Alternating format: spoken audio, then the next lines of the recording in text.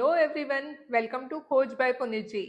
2025ના અનેક ધમાલો પછી 2026માં જ્યારે એન્ટર થઈએ ત્યારે બર્થડેટ 7, 16 અને 25 જેનું મેઇન નંબર છે 7 એટલે કે કેતુ. તો કેતુ કેવું હોય? પરાક્રમી હોય. અને પરાક્રમી એટલે નવું નવું કરવું ગમે. તો 2026માં કેતુવાળા બર્થડેટ વાળા 7, 16 અને 25ના લોકો શું ખરેખર ધમાલી રહેશે કે પછી શાંતિથી એમનો આ વર્ષ જશે? એમનું આરોગ્ય કેવું રહેશે? વેલ્થ કેવી રહેશે? ખૂબ બધું ધન આવશે કે પછી ફોરેન ટ્રાવેલ્સ કેવા થશે? આપણે બધા જ પોઈન્ટ જોઈએ. તો સૌ પ્રથમ ઓવરઓલ એનર્જી કેવી રહેશે? ઓવરઓલ એનર્જીમાં સૌ પ્રથમ તો સાયલેન્સનું કાર્ડ આવ્યું છે, એટલે ઘણા બધા ટ્રીપ્સ એવા થશે કે જ્યાં તમારે સાયલેન્ટ રહીને એન્જોય કરવાનું છે પ્રકૃતિનો નજારો. એટલે તમે ટ્રીપ્સ પર તો જશો, તમે ટ્રાવેલ પણ કરશો, પણ શાંતિવાળી જગ્યા ઉપર, લોકોથી ઘેરાયેલા જે પરિસ્થિતિઓ છે ત્યાંથી તમે દૂર જશો. અને ટર્નિંગ ઇન તમારી ઇનર ગ્રોથનું આ વર્ષ છે. એટલે પર્સનાલિટી ડેવલપ થશે, સાથે સાથે આધ્યાત્મિક ગ્રોથ પણ થશે. તો આ વર્ષ તમારા માટે વરદાન સ્વરૂપ સાબિત થશે. હવે સૌ પ્રથમ તો આરોગ્ય સારું હોય તો તમે દરેક ક્ષેત્રે પ્રગતિ કરી શકો, પણ આરોગ્યમાં ગડબડ હોય તો લોચો પડી શકે છે. તો આરોગ્ય કેવું રહેશે 7, 16 અને 25ના બર્થડેટ માટે? સૌ પ્રથમ તો વેકેશન મોડ હોય તો લેઝીનેસ તો આવે, એટલે તમે ટ્રીપ્સ બહુ બધી કરશો પણ તમારી હેલ્થમાં તમે લેઝી રહી શકો એવું દેખાય છે. પણ 2026 વર્ષ છે સૂર્યનું, એટલે એક્ટિવ થવું પડશે. તો એક્સરસાઇઝ અત્યારથી હેબિટ નાખી દેશો તો હેલ્થ સારી રહેશે. સાથે સાથે આરોગ્યમાં લેટ ગો કરો એવું તમને ચાન્સીસ દેખાઈ રહ્યા છે. તો હવે લેટ ગો નથી કરવાનું. કોઈ પણ પરિસ્થિતિમાં લેટ ગો કર્યા તો સમજો તમારી નાવડી ડૂબી. પણ એનાથી બચવું છે તો જલ્દી હાથ પગ ચલાવવાના છે અને સપ્રેશનથી દૂર રહેવાનું છે. એટલે લોકોની ઈચ્છા થશે તમને મેન્ટલી ટોર્ચર કરવાની, પણ તમે એમાંથી બહાર કઈ રીતે નીકળો અને તમને કોઈ પણ ફરક ના પડે એ રીતે મેન્ટલી સ્ટ્રોંગ થઈ જજો. તો positive self talk, mirror talk, prayers, affirmation, manifestation, આ ઘણા બધા ટેકનિક્સ છે જેનાથી તમે હેલ્ધી રહી શકો. હવે પોઈન્ટ છે વેલ્થની. લક્ષ્મીમાં ત્યાં આવે જ્યાં વિષ્ણુ ભગવાન હોય, ને વિષ્ણુ ભગવાન સત્તાર હોય ને તો લક્ષ્મીમાં જલ્દીથી અને અઢળક સ્વરૂપે આવે.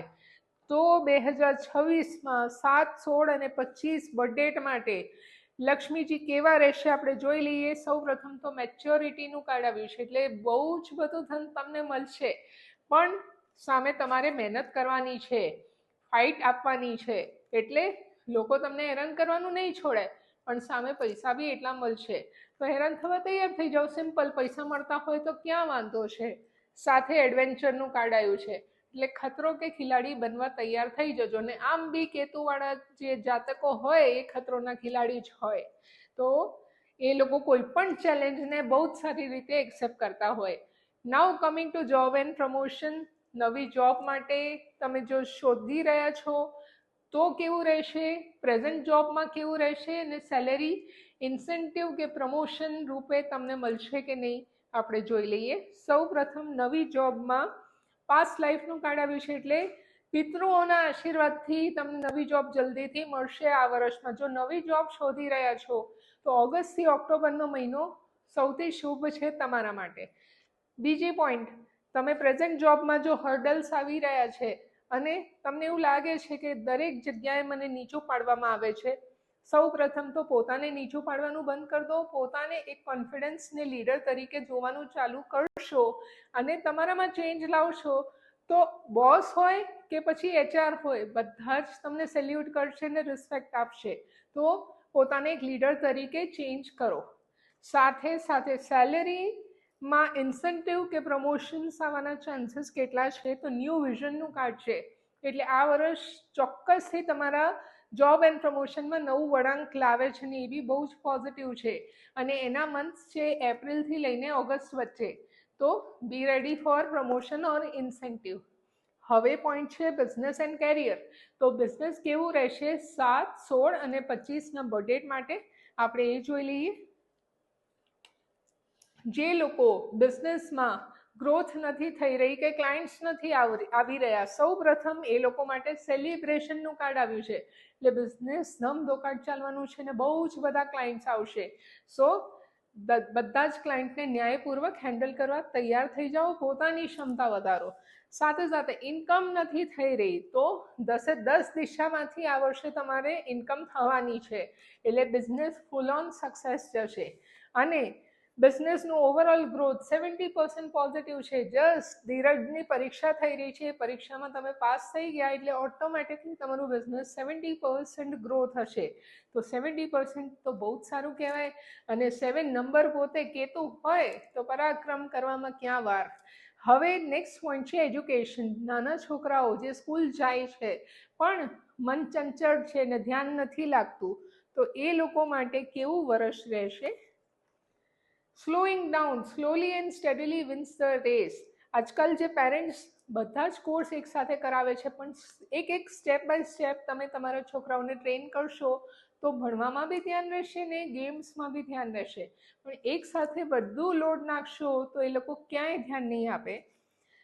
પણ આ વર્ષે છોકરાઓ માટે તમે ધારો છો એના કરતાં સારું પ્રોગ્રેસ એ લોકો પોતે કરી બતાવશે ને તમારા ઘણા બધા ડ્રીમ્સ તમારા છોકરાઓ સક્સેસ કરીને બતાવશે.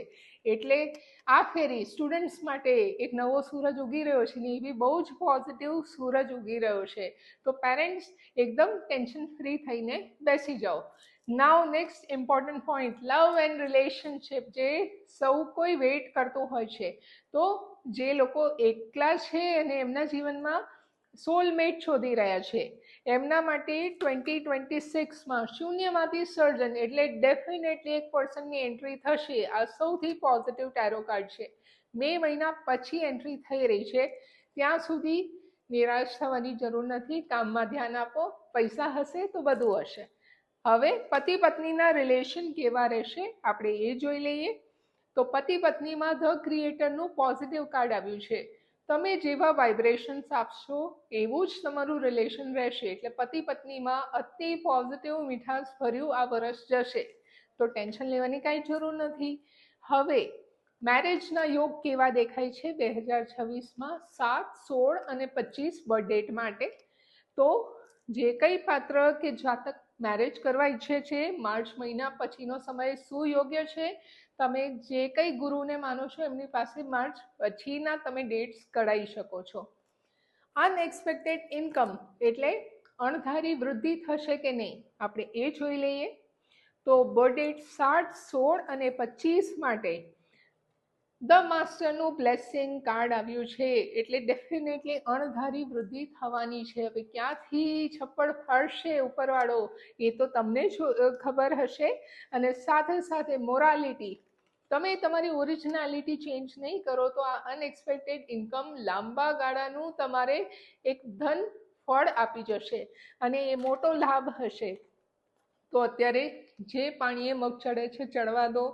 તાપ ઓછું નથી કરવાનું કે વધારવાનું બી નથી. જે સ્પીડે કામ કરો છો એ સ્પીડે કામ કરતા રહ્યો. You are on the proper track. અને અનએક્સપેક્ટેડ મિરેકલ્સ તમારી લાઈફમાં 2026માં ચોક્કસથી થશે. તો ઓવરઓલ ગાઈડન્સ 7, 16 અને 25 માટે એક તો ધ આઉટસાઇડરનું કાર્ડ આવ્યું છે. એટલે બને એટલું તમે બોક્સની બહાર કામ કરો, પોતાને ફ્લેક્સિબલ રાખો ને નવી નવી આઈડિયાઝ કે એડવેન્ચર્સ કરતા રહેશો એટલું તમારું આ વર્ષ પોઝિટિવ જશે. 2026નું ટોટલ 1 એટલે સૂર્ય. તો તેજસ્વાનને બળવાન બનવાની જરૂર છે, હેલ્થને ધ્યાન રાખવાની જરૂર છે. સાથે સાથે અન્ડરસ્ટેન્ડિંગનું કાર્ડ આવ્યું છે. એટલે કોઈની સાથે કકડાટમાં નથી પડવાનું આ વર્ષમાં. બને એટલું લેટ ગો કરો અને તું સાચો છે એવું કહીને ત્યાંથી છૂટી જાઓ તો તમારું વર્ષ પોઝિટિવ જશે. ટ્રાવેલિંગનું કાર્ડ આવ્યું છે. બને એટલું મેન્ટલ અને ફિઝિકલ ટ્રાવેલ કરતા રહો. તમે મેન્ટલી એક જગ્યાએ સ્થિર થઈ ગયા અને વિચારોના વાવાઝોડામાં ઘેરાઈ ગયા તો તમે નેગેટિવ થઈ શકો છો. પણ જો તમે મેન્ટલી મેડિટેશન છે, મ્યુઝિક છે, આ બધામાં બિઝી રાખ્યા પોતાને તો વર્ષ આમ પસાર થઈ જશે ને 85 to 90% તમને સક્સેસ બી મળશે. તો જેટલા બને એટલા ટ્રાવેલ્સ કરો, ફેમિલી સાથે સેલિબ્રેટ કરો અને હેલ્થનું ખાસ ધ્યાન રાખો.